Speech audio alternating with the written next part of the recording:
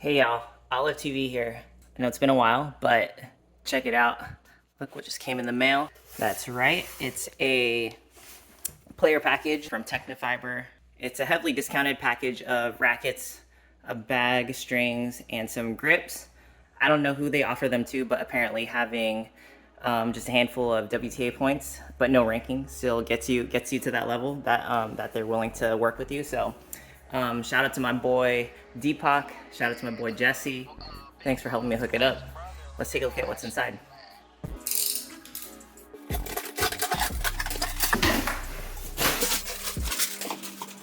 Cute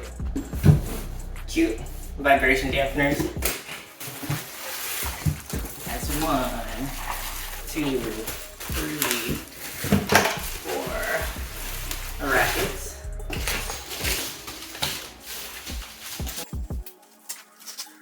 Nice. Technifiber stencil for when I string my own rackets and decide to stencil it in. That's so fun. Black code. Currently using this in the mains, stringing them at 56 on my crank, my Prince Neos 1000 or whatever. When I travel or when I have a pro string it, they usually have a constant tension machine, and I think usually I get it at like 52 or 53, depending on the person. Yeah. So Technifiber red, I think. Yeah, red stencil ink or whatever. I believe this is the latest Tour Endurance 15 racket bag. I actually like the rack pack duffel that they had, I think up till last year maybe. So that's part of the reason that I hesitated buying this package, because I didn't need another bag, or I didn't think I wanted another bag. But one of my frames cracked like a month or two ago, and I just needed a 4th racket, and I was like, well, it makes more sense economically to buy this package of 4 rackets just in case I crack like 1 or 2 more this year, and just get a free bag out of it. I can use it for traveling, or I could, when I'm traveling, I could put my rackets in this and then use the duffel for like clothes and stuff, or shoes and stuff. So so it's nice to just have another bag. And obviously getting a reel of string is really nice too. Where's my grips, bro? Oh, here it is. Never used these grips before, so I'll try them out. So that's cool. Usually my whole career I've been playing with Wilson Pro overgrips, I think. So yeah, there's that, but I'll give these a shot in practice. We'll see how that goes. Honestly, never had a stencil kit before, so most excited to try that. Here, let me pull one of these out so you can see what racket I'm using these days. I switched back in, I think, late summer, early fall. This is the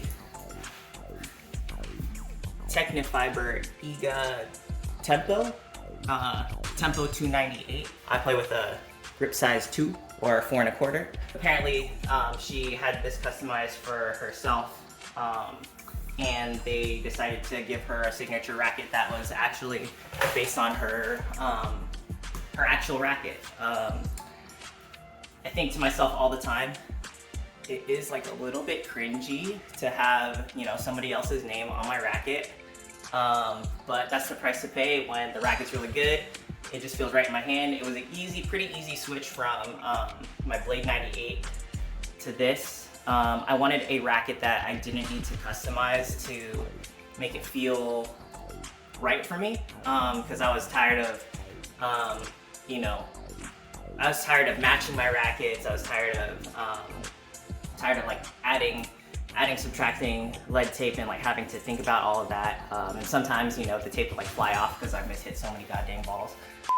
Just a quick like backstory on why I switched rackets from my Blade. After playing that one ITF event back in Colorado in June, I was kind of blown away by like how much pace and how much spin all these girls were hitting. Like everybody in that tournament was like, you know, anywhere from I think top 400 something to like top 1200 or 1000 in the world.